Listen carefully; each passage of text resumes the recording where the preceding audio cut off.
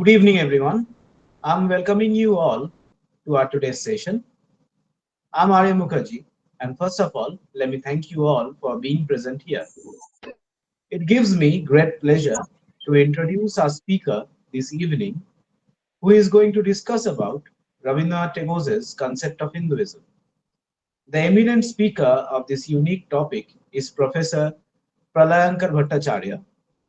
He is an associate professor, presently head of the Department of Philosophy, University of Calcutta, and also a guest faculty of Department of Philosophy, postgraduate section of Belur Vidya Mandir, and he is also a member of the Ethics Committee of Fortis Hospital.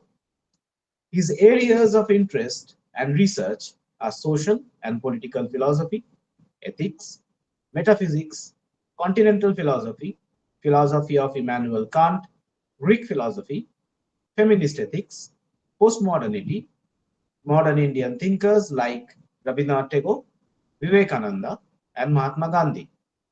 The number of articles published by him are 26 in number. Some of his recent articles are on Immanuel Kant, Karl Marx, Martin Heidegger, Jean-Paul Sartre, Mahatma Gandhi, Rabindranath Tagore, environmental ethics, etc. And he is also a co-editor of two books. Now, I request Professor Pralayankar Bhattacharya, sir, please start your deliberation.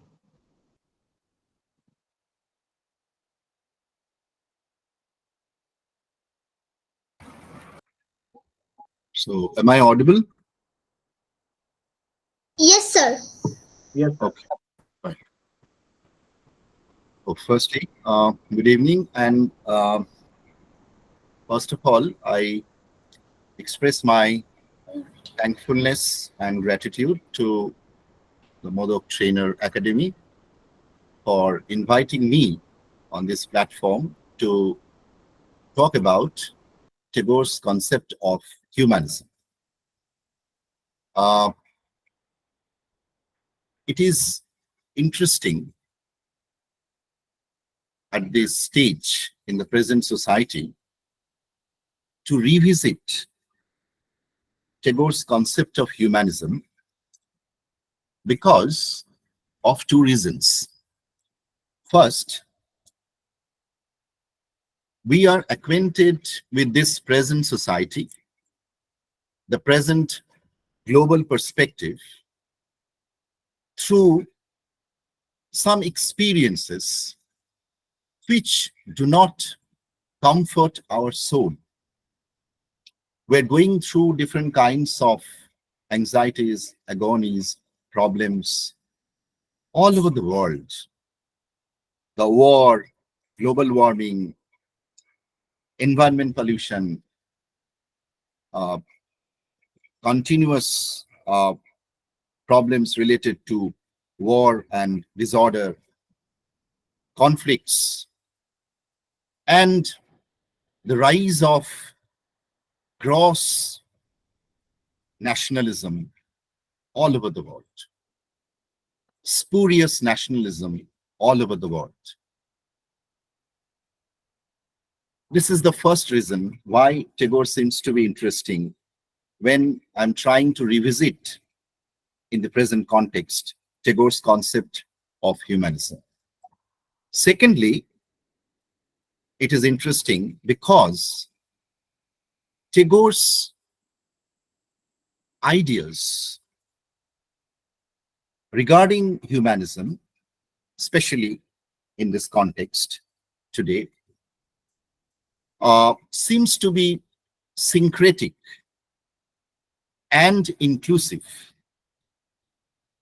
Moreover, as a whole, if we go through the writings of Tagore, either his writings on religion or on education or on humanism or on different other aspects, even on aesthetics, we would understand that Tagore's structure of thought is multi-layered and multidimensional. And that is why I consider Tagore as Anikanto. because there are different stages acknowledged by Tagore when we are trying to understand his concept of humanism. Tagore is interesting in this context because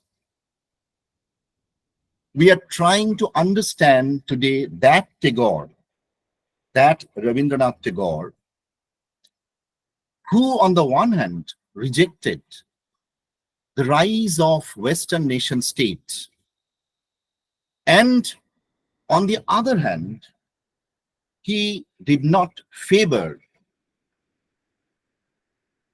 the colorless vagueness of cosmopolitanism.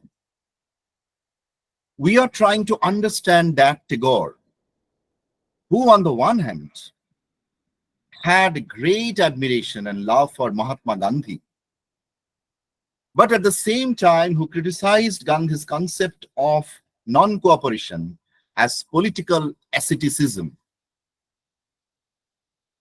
On the one hand, Tagore had a great respect for Gandhi, but on the other hand, he could not agree with Gandhi on Gandhi's understanding of Swaraj, or rather, I should say more precisely, Gandhi's understanding of Swadeshi movement, as it is revealed not only in his different articles, but also in his famous novel entitled Ghore Baire.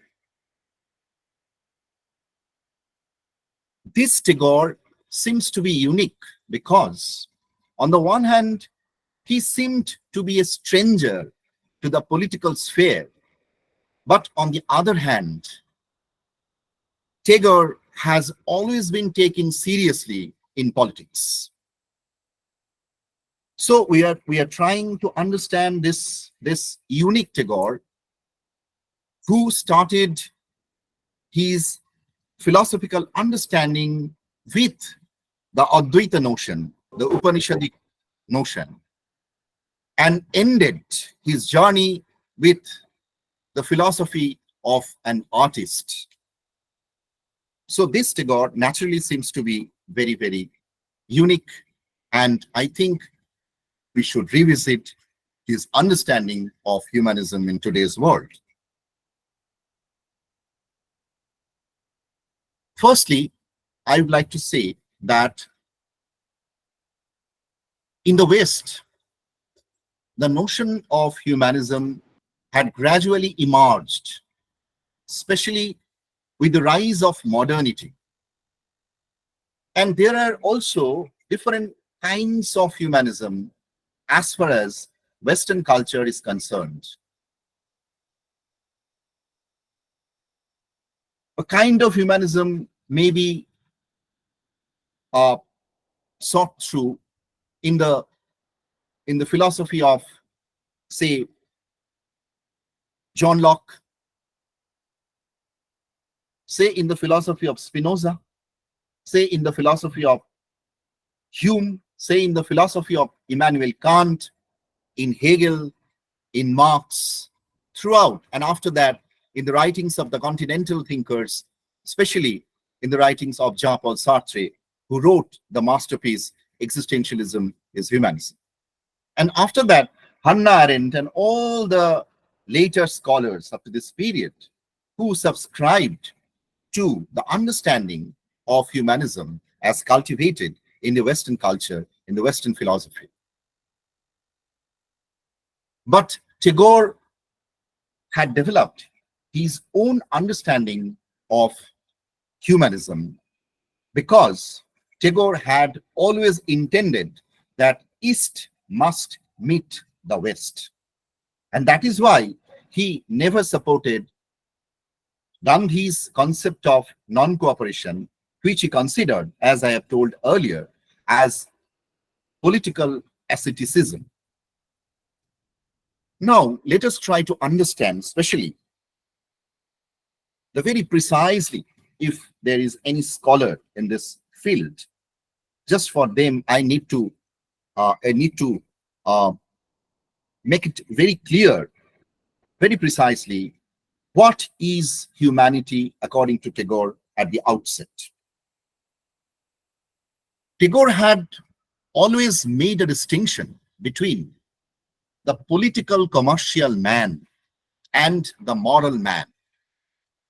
The political commercial man, according to Tagore, is an abstract man who doesn't hold his head high and who doesn't think independently. But the moral man is complete man because it is the concrete man, the complete man, who can hold his head high and who can think independently, who cultivates how to express his thoughts, how to possess a free mind. That was the philosophy of Tagore, as we all know.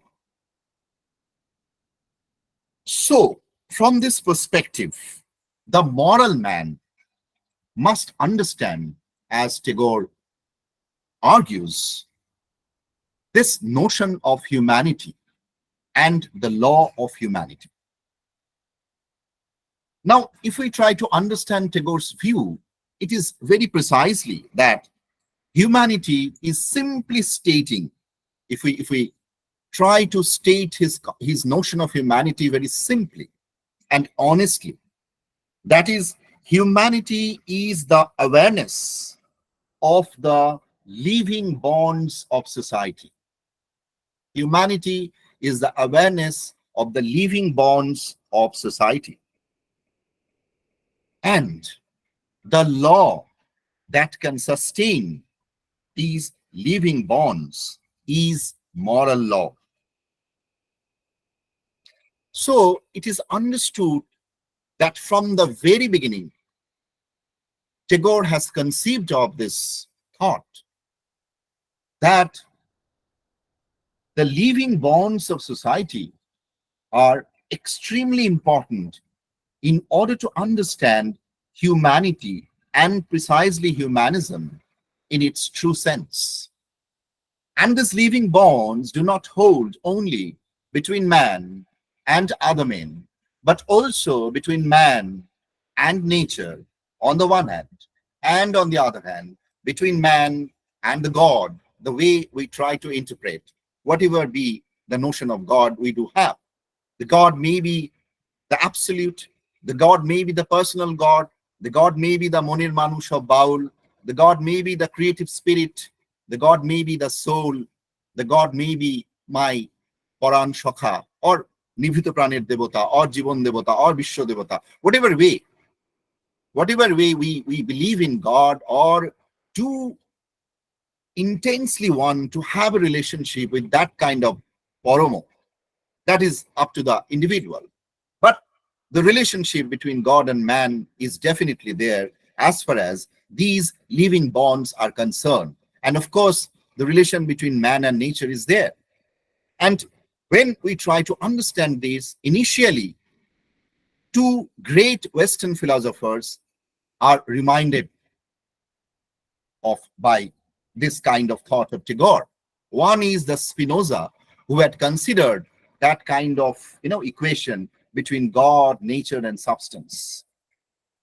And another idea of Hegel's absolute, whose absolute was the immanent absolute, the absolute who tries to understand itself in and through this world. And according to this idea, the immanent God is there and the world is not false in that sense. Anyway, this is not today's topic. I am entering into the precisely into the area of humanism as asserted by Tagore. Now, when we are trying to understand Tagore's humanism, we have to keep in mind that Tagore's humanism is a rejection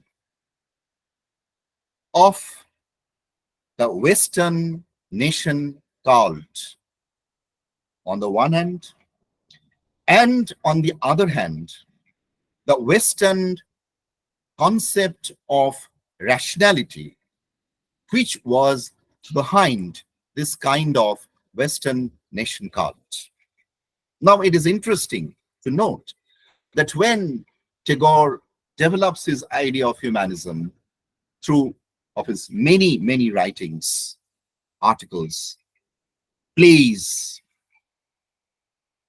then we find out that when Tagore's humanism rejects the Western notion of rationality, or I should say, the Western culture of rationalism as a whole,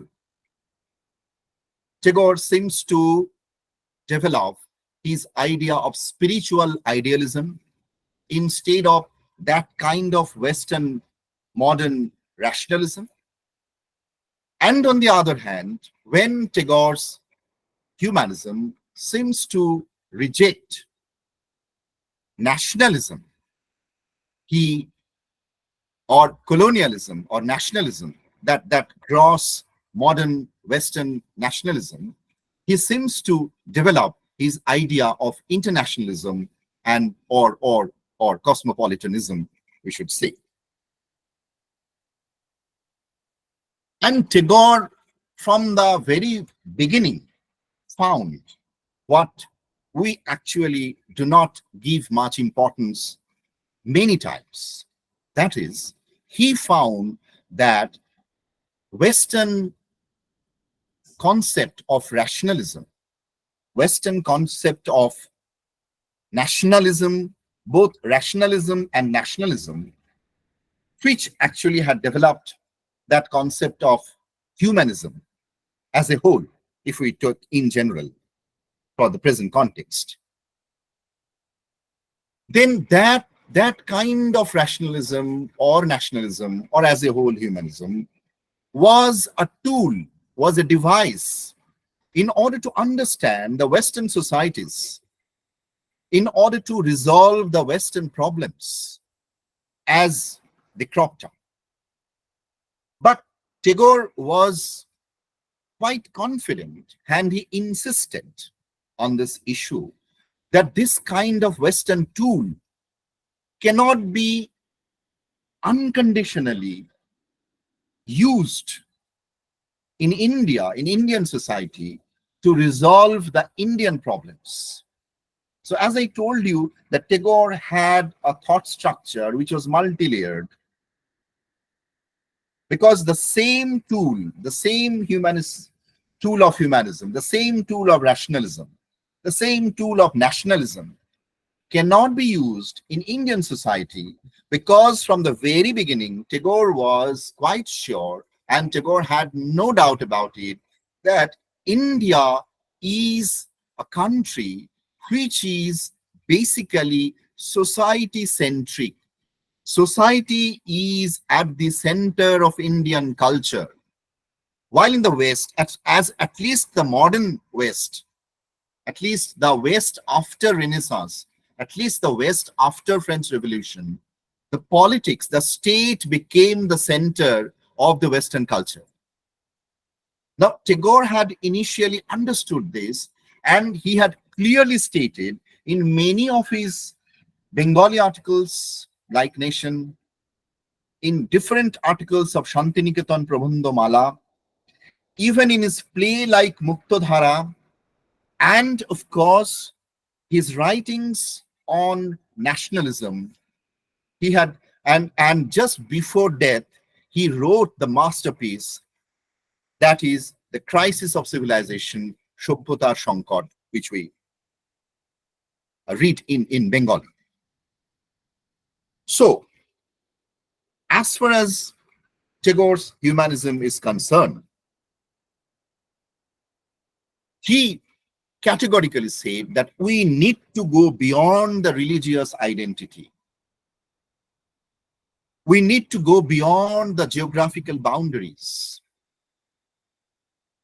We need to go beyond the national boundaries. And thereby, he seeks to reflect on humanity. What is humanity? The awareness of love. As I have told, love for what?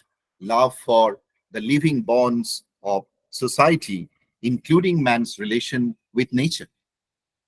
And very recently, as you all know, the uh, in our time, a great historian, that is Dipesh Chakraborty, he has made a distinction between the global and the planetary.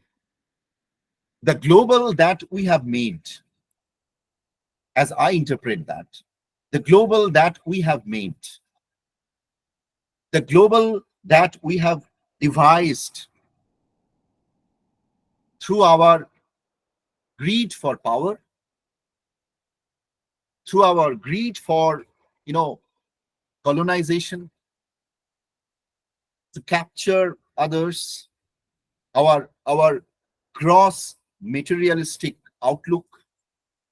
We have framed that kind of global, and there is no doubt we are suffering from that. The way we have made a civilization, even which was questioned by Satyajit Ray in his last movie, that is Aguntuk, we have framed that kind of civilization which doesn't hesitate to kill the children, which has resulted in the dehumanization, the commodification of labor, and all this. So that global we have made.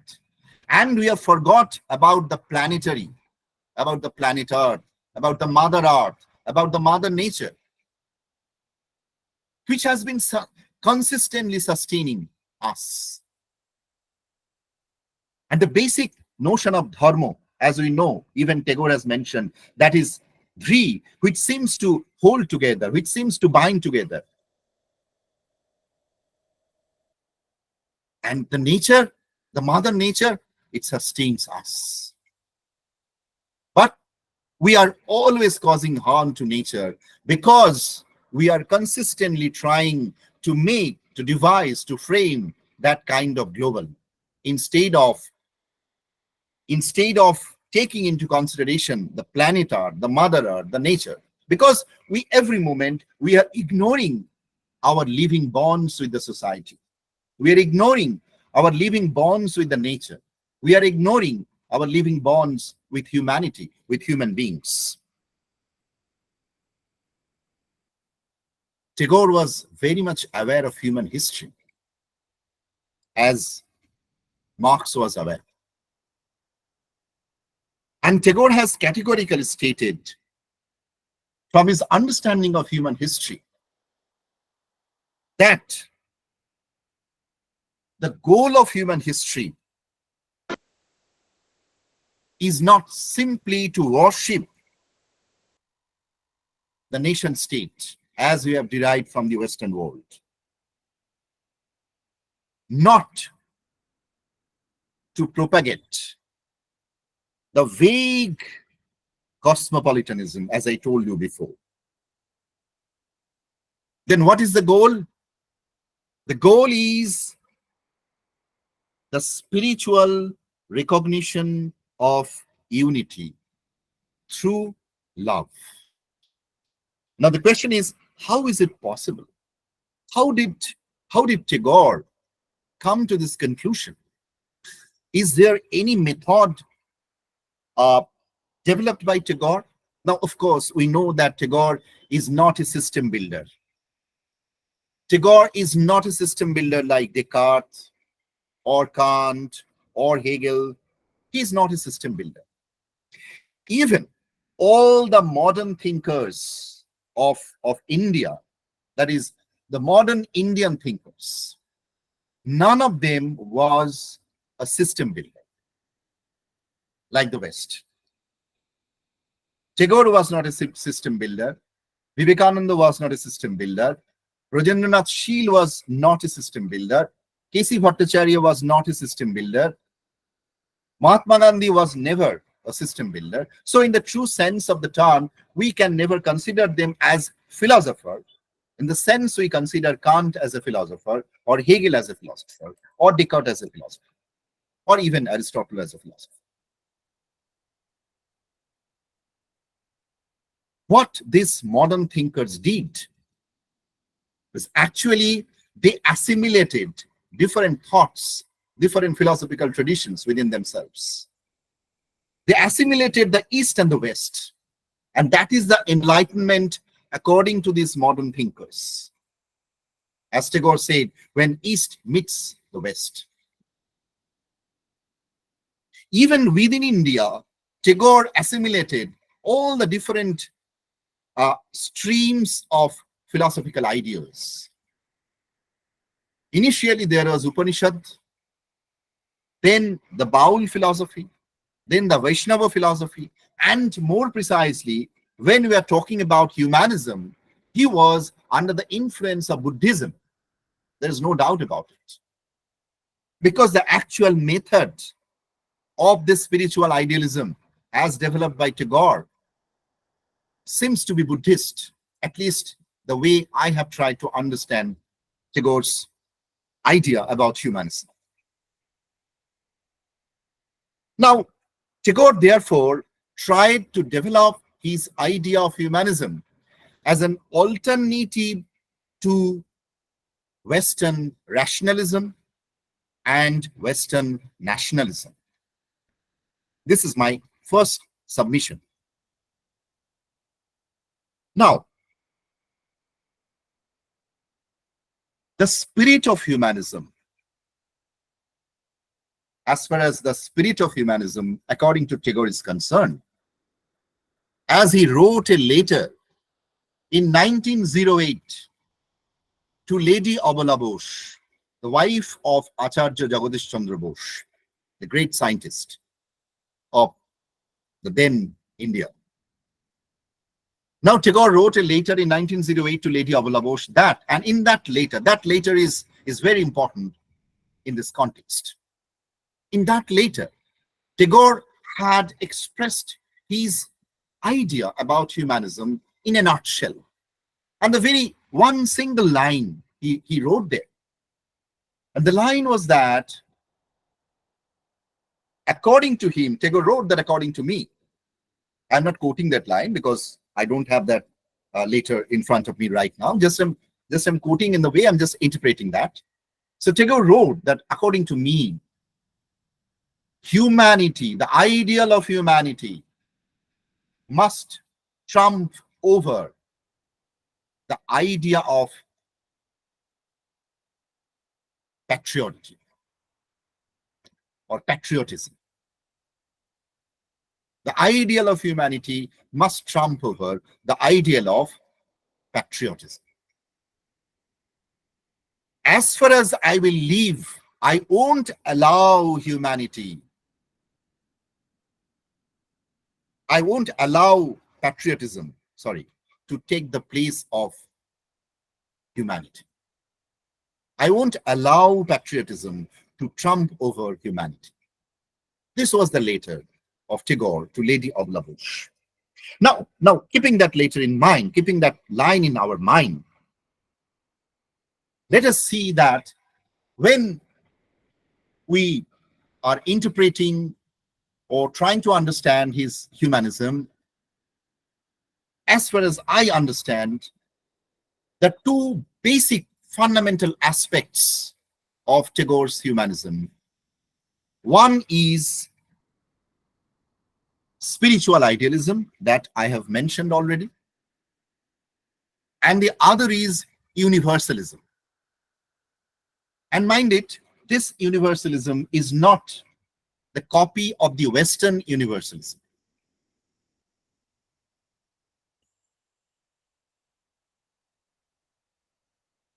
Now, first, let us try to understand his notion of spiritual idealism first.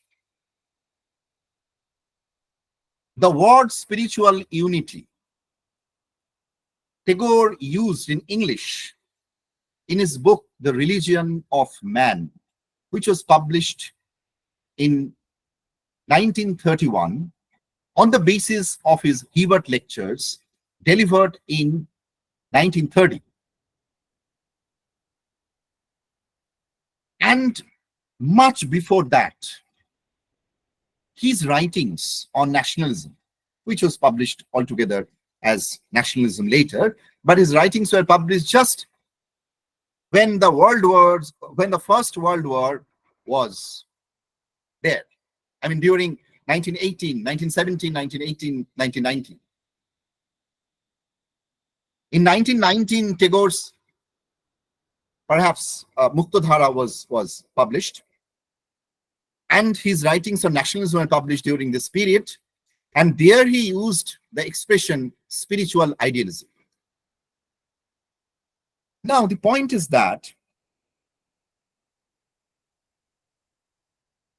the idea of spiritual idealism is related, again, to simplest state, related to the moral development of human soul, human mind, human nature, if we say like that. Because his idea of spiritual idealism as an alternative to Western rationalism, which we find in the modern European philosophy, and as a whole in modern European culture, I should, if I say like that, was based on some kind of exclusivism, that humanism, according to Tagore. But Tagore propagated spiritual idealism in order to celebrate inclusivism instead of exclusivism. Exclusivism leads to a kind of materialism. And this materialism is not the materialism of Karl Marx. Tagore has his own understanding of materialism. I'm going to state that. So what I'm saying is that Tagore's idea of spiritual idealism is based on his idea of inclusivism, which actually believes in the power of love, in the power of harmony, in the power of accepting suffering, in the power of eliminating the limits to love, in the power of eliminating the process of otherization. That kind of inclusivism was celebrated by Tagore. And he found, to his utter surprise, that Western rationalism gradually supported the kind of politics, the kind of Western rationalism backed, the kind of politics, the kind of society, the kind of culture which had considered the powerful state as the means of development of the society. State was considered as the means, as a device of human development, as a device of human well-being, as a device of human welfare. Especially if we see, I'm not going into the details of that, but if anyone is interested, he or she might go through the writings of different philosophers and history of the development of the Western state. That if you find the history from Greek period to the European modernity, at least before Karl Marx, you will find out that the culmination of the statist culture we find in the philosophy of Hegel. And Hegel was again misinterpreted by the fascists.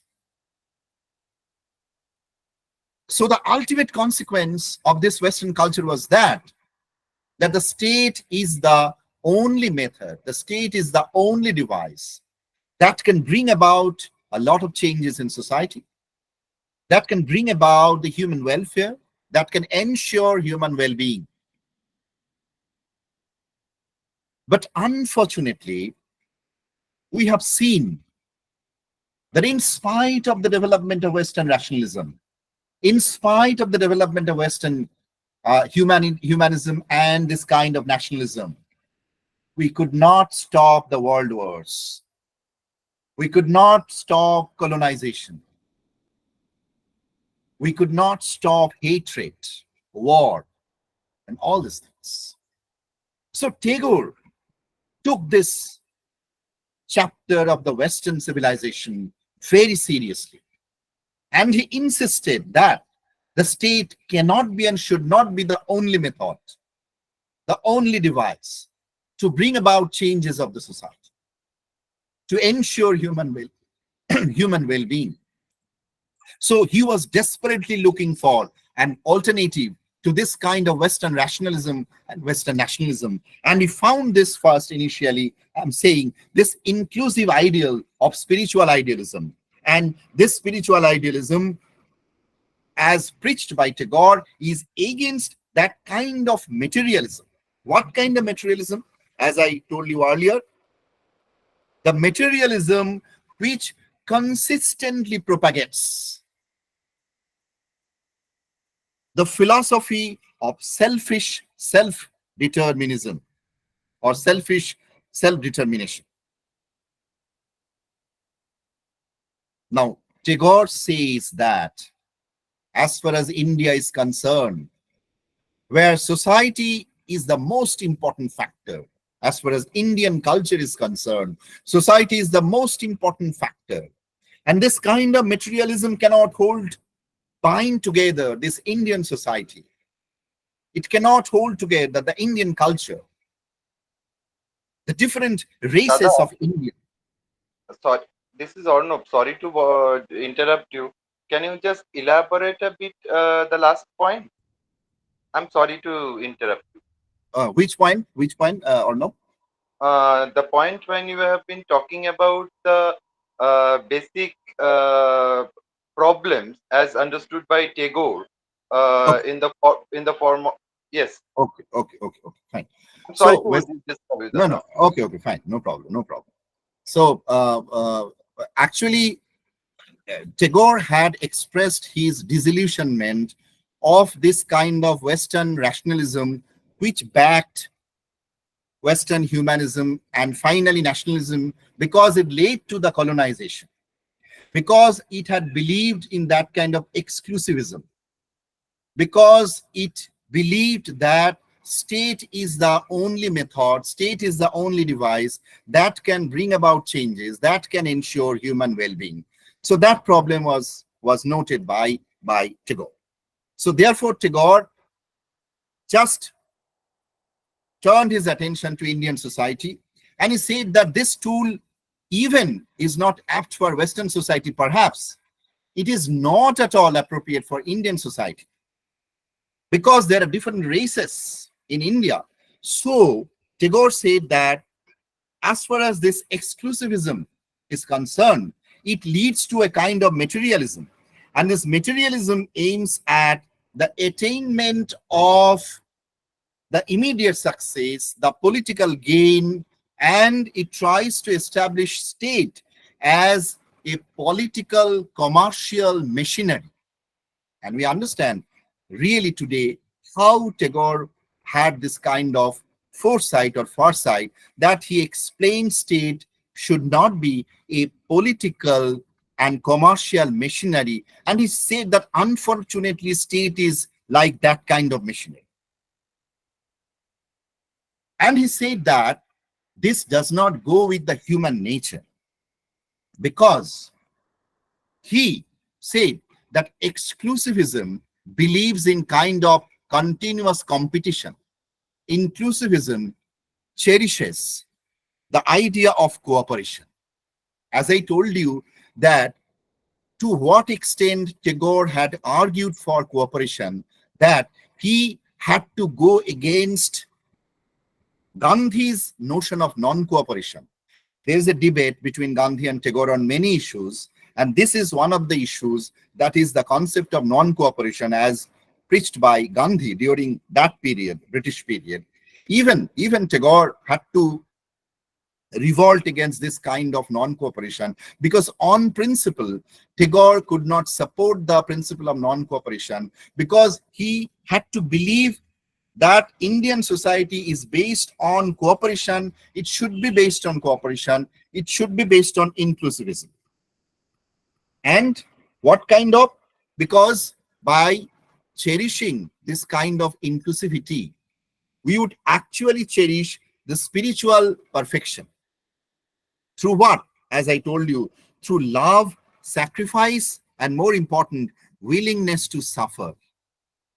Whenever we say willingness to suffer, we are always reminded of the ancient Greek philosopher Socrates, who even willed to die for the sake of his truth that he had realized.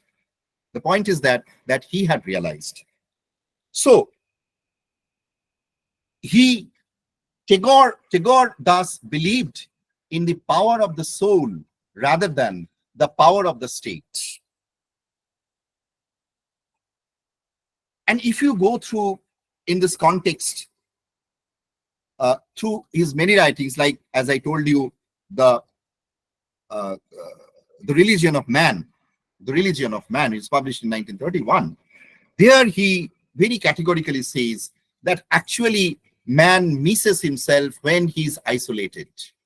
He can realize his truer, larger self in his wide human relationships. That is another comment, master comment, I think, of Tagore as far as his humanism is concerned. And he says that what we need is to sublimate ourself, to place ourselves in wider human relationships. And I told you, this is actually the Buddhist ideal. Because Tagore had borrowed the idea of Maitri, the concept of Maitri Bhavna, Metti Bhavna or Maitri Bhavna from Buddha, from the philosophy of Buddha. And it is a method, as Tagore borrowed this from Buddha, that just think about individual.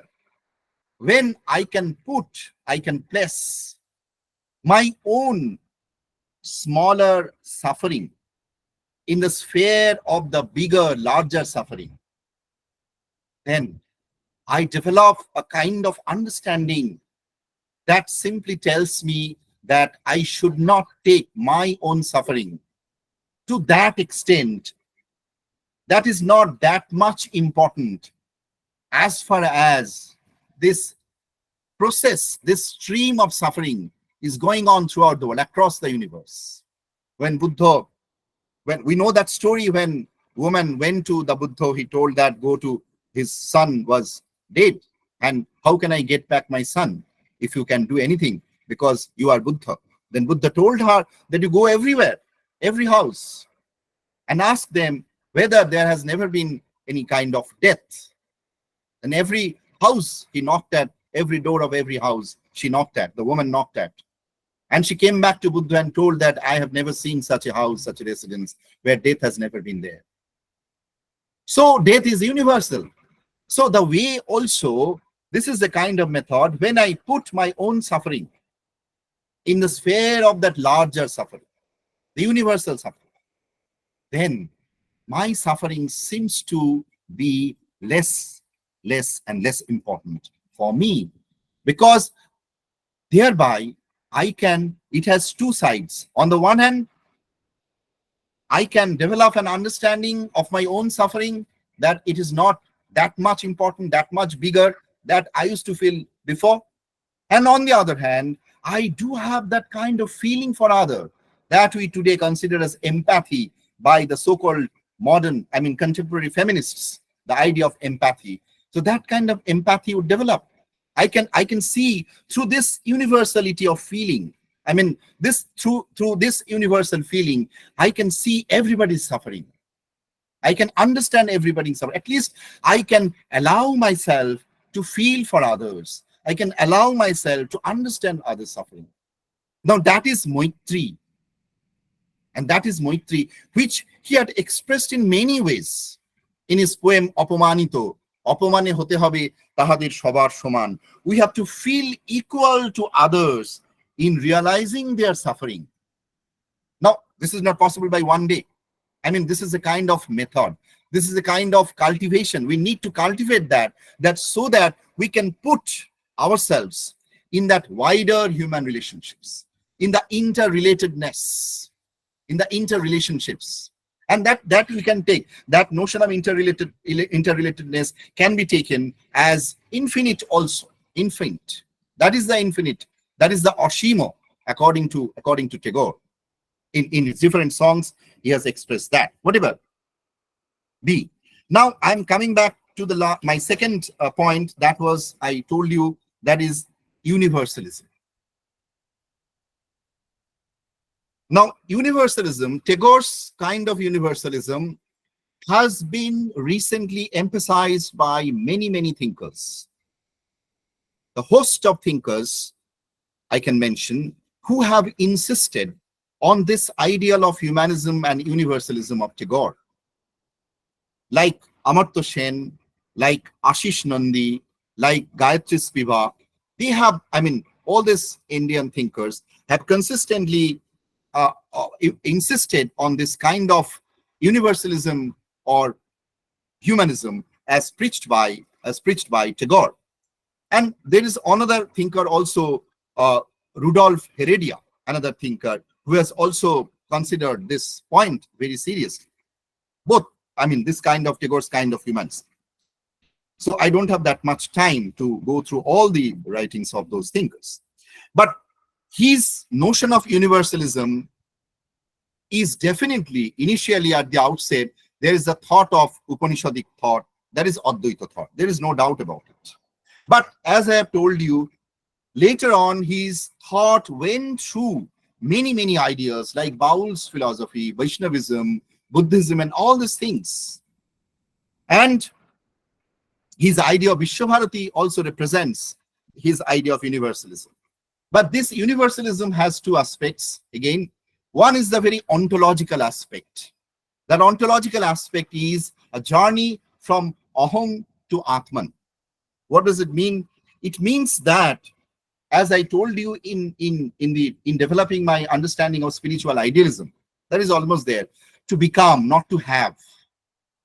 I become in such a way, I develop in such a way, I transcend in such a way that I can think of myself in conformity to others. I make a union with others.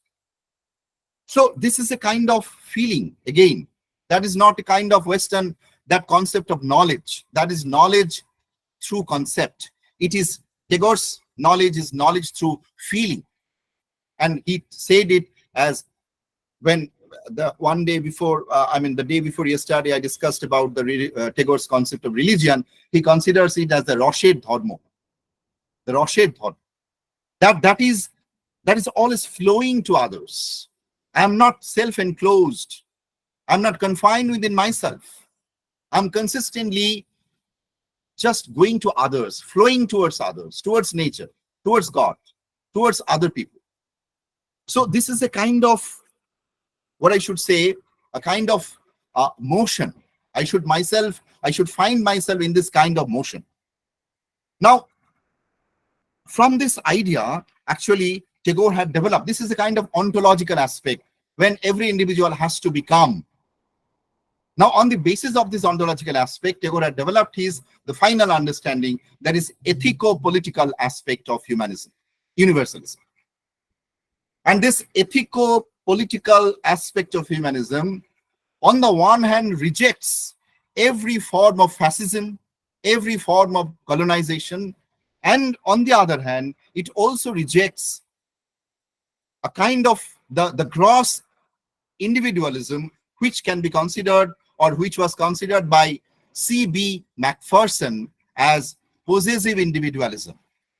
Possessive individualism constructs the idea of an individual, the sole proprietor of his or her skills, and owes nothing to society for them. So individual skill is very important there. And this individual skill can be sold, can be bought in the market. It can be considered as a commodity, and the person can be paid for that idea. And the very initial understanding of this kind of possessive individualism, as found, as understood by C.B. Macpherson, he has written a book on this kind of possessive individualism, a book on this issue.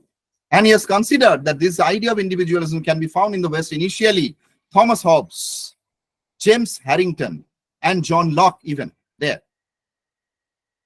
So this kind of individualism, where ultimately individual skill is important, individual's property is important, individual's wealth is important, right to property is important. So that is a kind of celebration. Again, I should say that kind of materialism, as I have explained before. Now, on the other hand, Tagore's ethico-political aspect of universalism completely rejects fascism, on the other hand, because according to Tagore, any form of fascism actually prevents human autonomy, humans' free thinking. We can never forget that the great genius, Tagore was a multi-talented creative genius, but after the First World War, perhaps during 1919, perhaps, again, I cannot remember the exact year, the Declaration of the Rights of Human Mind, which was initially drafted by Roland, and that was signed by the great thinkers of that time, like Einstein, Roland, Tagore, Russell, Bernard Shaw. The Declaration of Free Mind, Human Mind, Rights of Human Mind. We can't imagine that. We know everybody that Tagore had always revolted against the fascist culture of the British, against the colonial culture of British, because he always says that any form of fascism, the philosophical argument is there, any form of fascism, any form of colonization, colonizes the human self. When human self is colonized, when human mind is colonized, it loses its free thinking. It loses its free thinking. It cannot hold its head high, as I told you before. So, according to Tagore, freedom means freedom in action, not freedom from action. And it can be attained through the work of love, through the work of cooperation, not any work done by compulsion. And if you can remember the play of Muktodhara of Tagore, as I mentioned before, in that play, Muktodhara, it was completely developed, shown by Tagore, that how much the power tries to control the human mind, as it has also been shown by Satyajit Ray in Hirog Raja Desh. That this target to control human mind, this target to control even the nature, as it was shown in Muktodhara, the power even tries to control the human nature, to possess the human nature, not only human nature, but also the nature, as it is shown in the Muktodhara. So it leads to the kind of devastation, it leads to discord, it leads to conflicts. Even if you go through the play, say, Rakto Korobi, you will find out the negative impact of surveillance. That character, I think, who have read Rakto Korobi can very well remember that play was staged by Shambhu Mitra and Tripti Mitra. The character Bishu Pagol, there is a statement, the Bishu Pagol made the statement that we have neither the space nor the leisure. Amader na ache akash, na ache avakash. So that is why? Because of the surveillance. And today's age, we can never deny, in many ways we are under the surveillance, in many ways. There are many methods have been developed by the power, by the agency, to put us under the surveillance. Tagore had always revolted against this kind of surveillance, and by rejecting that kind of surveillance, he tried to ensure that kind of universalism through this ethico-political aspect, where the people can understand his greater relationships with the nature, with the society, with the other human beings. So, in this way, we do find that Tagore had always criticized any kind of uniformity, but his emphasis was on the unity. And this kind of humanism, as I told you, my last point is that had a syncretic understanding, syncretic view. It means that he tried to develop a kind of human culture embedded in not only tolerance but also acceptance, encoded in various traditional ways of life in a highly diverse, pluralist or plural society, which can welcome not only other people, but also other cultures, other nations, other states. So, any kind of rejection of this kind of Tagore's humanism believes in imposing uniformity. That uniformity can be religious, that uniformity can be cultural, that uniformity can be economic. And this imposing uniformity has always been accompanied by a brutal aggression. What I should say, this kind of aggression subsuming lesser communities into the dominant one. As I told you, to exclude others. Tagore's point was not to exclude others. Whom I should exclude? Whom I can exclude? That was the Tagore's question. Nobody, no person is there whom I can exclude. That was the philosophy of Tagore's humanism. So, whenever patriotism was equated, or even today is equated, with aggressive nationalism, with aggressive kind of nation state or building of nation state, it only limits itself. It rather, I should say, it not only limits itself, but also it turns into hostility to other influences from abroad. That is why I told you that Tagore's goal was to understand this universal man in this sense, and there should be a gradual development as far as Tagore's humanism is concerned. I think I should stop here. It was for 1 hour. So thank you very much. If there is any question, I will definitely discuss other points, because I should refrain myself because it is a time-bound discussion. So I should stop here.